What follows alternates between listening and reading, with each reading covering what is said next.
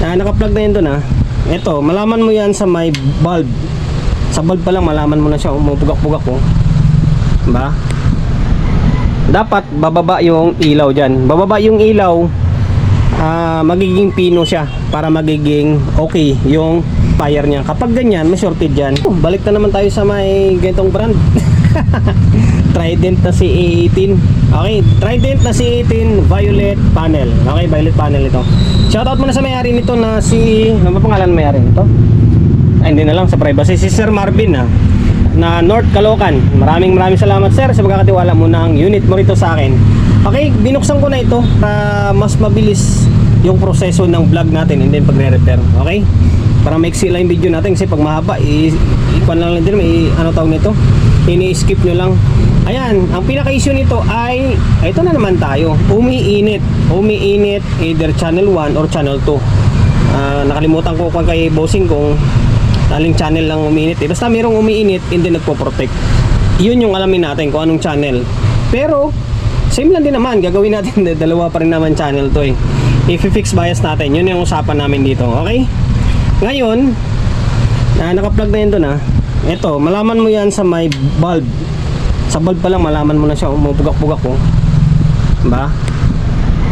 Dapat bababa yung ilaw dyan. Bababa yung ilaw, magiging pino siya para magiging okay yung amplifier niya. Kapag ganyan, may shorted dyan ay shorted tuloy, may mataas na bias or umiinit.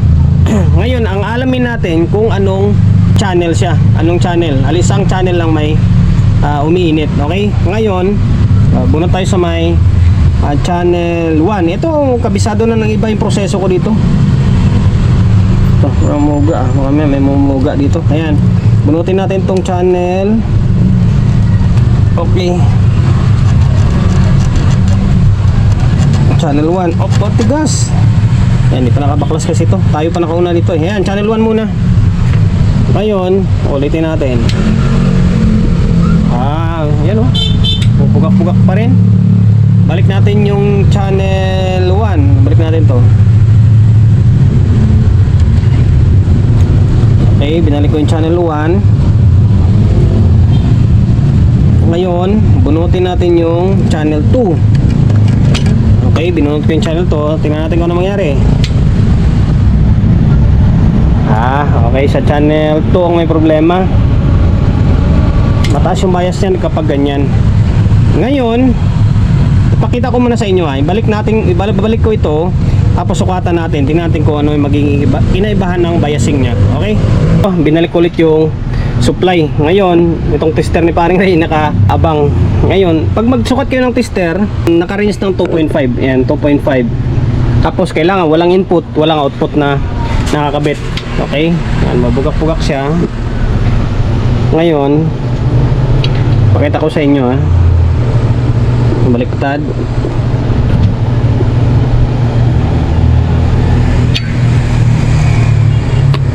Ayaw bumalik ang tester na pare tingnan nyo masayaw-sayaw na lalo pag walang bulb yan, sigurado protect na agad yan. Okay, wala, makamatuluyan. Gawin natin, baklasin na lang natin. Ang pinaka-issue niyan, ayun yung kulay dilaw na yan. Yung kulay dilaw na yan, ayan. Ngayon, i-fix bias natin to. Kaya nga dinala rito ni bossing to kasi nga nakita niya yung mga video natin, napapanood niya yung ginagawa natin, pinifix natin. Ngayon, yun ang gusto niya, ipa-fix din sa atin. Okay? Tanggalin ko yung ito, channel 2 lang muna para may reference tayo. Ipapalabas natin ito mga 0.25, 0.3 lang. Okay? Ito, binaklas ko muna yung channel 2. Ayan, piningot ko na lang. Tamad ako na technician Ang ginamit dito ay 3K 302. Hindi lang gano'ng makita sa may camera natin kasi naka GoPro tayo. 302 meaning 3K. Ayan, 3K. Kahit sa may board niyan na 3K naman nakalagay Pero yung trimmer is 3K rin, sakto, sagad. Ngayon, pakita ko pala muna sa inyo siguro para hindi na magiging shortcut ang labas ng video natin, para magka-idea naman kayo. Okay, yan, inangat ko yan. Ngayon, ito naiwan yung channel 1. Tingnan nyo kung ano mangyari. Ayan, Tapos sukatan natin. Ikumpara natin sa i-fix ko na bias ha. Ayan, nasa 0.27. Ayan, nasa 0.27, magpo 0.3 siya. Okay, magpo 0.3. Pero sa digital, mga nasa 0.3 na yan eh. Okay. Ngayon, dahil napingot ko na to, i-fix bias ko. Tapos ang value na nilagay ko dito is 2K. Tingnan natin kung anong mangyari. Tingnan natin kung gaano kalayo yung differential nila. Nailagyan ko na ng fix. Okay, ayan siya. Okay, tapos ito yung isa, panganda sa kabila mamaya.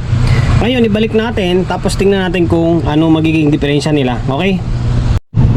Okay, bali, pinaganito ko na lang muna siya. Ayan. Para kung may baguhin pa tayo, hindi tayo mahirapan magbaklas. Ngayon, natin. Wala kayong makita kasi supply lang binalik ko eh. Ito, nakasalpak pa rin to. Ayun, saka tayo. Yung kinabit natin na bias ay ito. Nasa 0.25 lang siya. Nasa 0.25 lang. Ano eh? Nasa 0.25 lang. Ngayon, ito yung isang channel. Okay? Ito to. Ayan, nasa 0.3. Sabihin na lang natin 0.3. Okay? Ayan, 0.3. Ito 0.25 lang. Alam nyo kung bakit 0.25 lang or 2K lang yung ginagamit ko rito? Kasi kapag yung ginagamit sa event, binababaan ko talaga yung bias niya. Lalo yung mga hataw-hatawan, binabaan ko lang yung bias niya hanggang 0.25, 0.26 lang. Pero kung tipong chill-chill lang kayo, nasa bahay lang, yung itong bias, okay to, goods to. Pero kapag nasa labas kayo niyan, siyempre medyo mainit. Kaya ginagawa natin, minsan binababaan natin. Kung gusto niyo yung taasan niyan, o sige, taas nyo hanggang sa mga 2.4 yan, 2.4K. Dadagdagan nyo ng mga 400 ohms. Sa taas yan, mga 0.3 yan. Pero ako, stuck ako sa ganyan. Sakto na ako sa mga 0.25 na yan. Para sa akin ha, kasi ginagamit ko lang, nalaman ko, ginagamit ko lang ni Bossing to sa event niya. Or basta nagsiservice din siya. Tama na yung 0.25 na yan. Hindi naman kwan yan eh. Hindi naman maiba yung tunog niyan. Although pwedeng itaas yan. Sige, dadagdagan ko ng kwan mamaya. Dadagdagan ko ng mga 100 ohms para tataas pa siya ng konti. Okay? Ikwan natin. Dadagdagan natin. Bisita ko. Habol ko kasi uwi na tayo. Ayan, dinagdagan ko ha. Okay, sige. Salamat. Dinagdagan ko yung bias na 2K kanina. Nagdagdag ako ng 100 ohms. Ayan ha. Dalawa na oh. Yan, ang kalabasan yan is 2.1 na. O kung gusto nyo mas mataas pa, pwede nyo dagdagan yan 2.2, 2.4, pwede yan.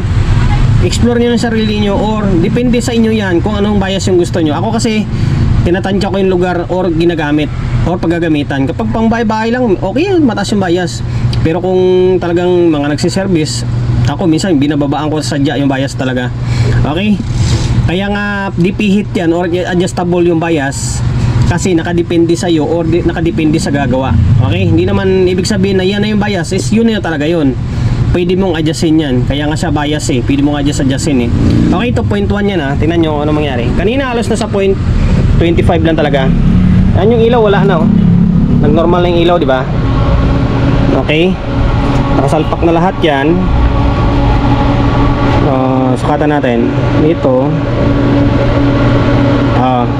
Ayan na, tinaas ko ng konti reflect yung ilaw. Nasa halos 0.27 na rin. Para wala kayong masabi. Konting-konti diferensya oh. Ito kasi mga nasa 0.27, nasa 0.3 na talaga yan eh. Ayan, sige, yan ang gagamitin kong value 2.1. Pero kung gusto nyo ibaba pa na konti, yan 2K na lang, nasa 0.25 na lang yung labas na biasing niya. Okay, na-fix na natin yan. Hindi naman pwedeng ito lang i-fix natin. Sabay natin pati isang channel siyempre. Okay, i-fix na rin natin to. Kung anong ginamit natin dyan, yun din yung gagamitin natin dito. Pinaklas ko na rin yung channel 1. Kailangan isabay na natin para kasi ganun din mangyari niyan. Pag hindi mo gagalawin yan, hindi mo katulad sa kabila, ay ilang buwan lang sira na rin to. Okay, itong dalawa oh. Yan, kung anong value doon, same lang yung value na ginamit natin dito. Okay? Ngayon, babrasin ko to, sabay balik. Ayan, binalik ko na yung board. Tapos naglagay na ako ng dalawang speaker, syempre. Yung speaker. Tapos yung audio input, yan, nakakabit na yan. Cellphone natin yung audio input natin. Laptop natin nalubat. Okay, on. Ano, pinong-pino na siya, oh. Wala nang ka ilaw-ilaw. Ngayon, channel 1. Wala kayo ganong marinig na boses, kalabog lang kasi sub ang nakakabit. Okay? Pag pang power amp kasi yung sub ang ginagamit ko. Pag integrated yung dalawang mid high ko. O ayan. Dalawang channel. Okay, baka makapire tayo. Okay. O, yun lang, hanggang dito na lang. Working na. Sana nakapagbigay ideya ako sa inyo, ha. Sa mga kapwa lang natin technician na medyo bago-baguan lang. Take note sa mga baguan lang. Pero sa mga veterans, wala, tawanan na nila yung ganitong klaseng content. Very basic na lang sa kanila ito. Kung paano gawin yung ganitong klaseng unit. Okay? Sana kapares tayo ng sira or yung trouble, at least sundan nyo na lang yung video ko. Okay? Hindi na ako magpapalam.